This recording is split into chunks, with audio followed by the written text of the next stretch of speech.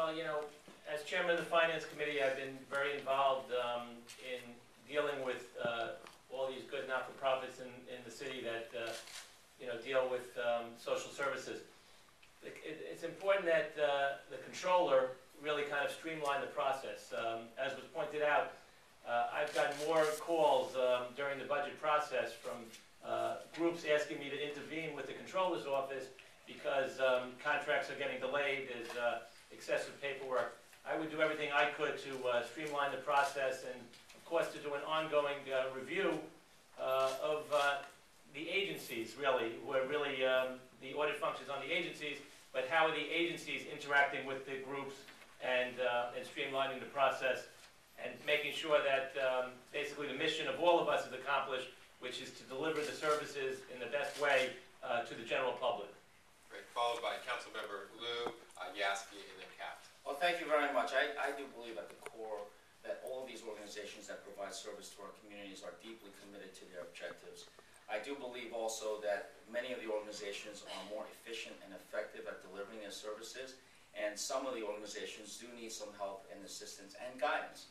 And that is why there's a great deal of expertise, both from United Way, the Human Services Council. I see a number of other leaders in the field here. As Comptroller, I would institute an effort partnering with many of the leaders here in this room to set benchmarks, to set performance goals, to set methods by which organizations can all improve their efficiency and effectiveness to give New York City residents a bigger bang for the buck. And at the same time, I will also ensure that the contracting process allows the money to flow quicker through to the organizations. I think the Vendex system is a system that needs a radical overhaul. It was useful 30 years ago, perhaps. In the 30 years that have intervened, it has become somewhat of a rear-covering device for too many agencies, too many entities, and it is becoming a brick wall for organizations who are trying desperately to provide important services to the community.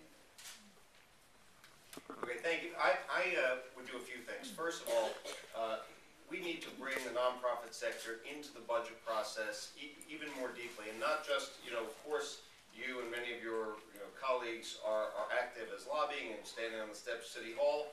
We have to bring you into the process earlier. As a Comptroller, I will meet regularly with representatives of the nonprofit sector at the key points in the budget process, and enough in advance of decisions to make sure that your voice is heard. And I proposed a sweeping reform of how we do the budget in the City Council, so it's not done all in the last couple of days behind closed doors when tens of millions of dollars hang in the balance and there's really no transparency. The committees, the substantive committees that understand the work of each agency and the nonprofits that deal with those agencies need to have a much bigger role in the process along the way. I do think we need contract reform, and I support the ideas to allow where a nonprofit is registered with the state and that information is already in the state system, then you don't need to duplicate it on Vendex. That is just a waste of time.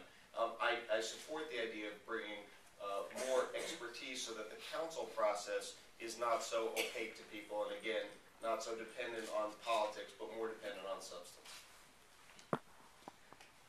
One of the things that Comptroller Thompson did well, amongst other things, was investing in the banks of the City of New York and then encouraging them to go into underserved communities. And I think that there is an opportunity for us not only to protect the pension funds to make sure that it is getting the return necessary, clearly as Comptroller, but also to encourage more involvement in the not-for-profits throughout the entire city. He did it with Banks for Underserved Communities. I think there's an opportunity there as we cut city services to encourage that as well. But number two, although I encourage speeding up the contracting process, but also speeding up the amount of time that it takes for the money to come out of the city, because God knows all of you are waiting, and in times of prosperity that might have been okay because your cash flow might have been a little better, but now it's not. So not only do we need to speed up the process, there needs to be a way that is easily accessible for each and every one of you to know the status of your contracts, when you think the money is going to be coming out of the Comptroller's office, and so that day by day you can track it,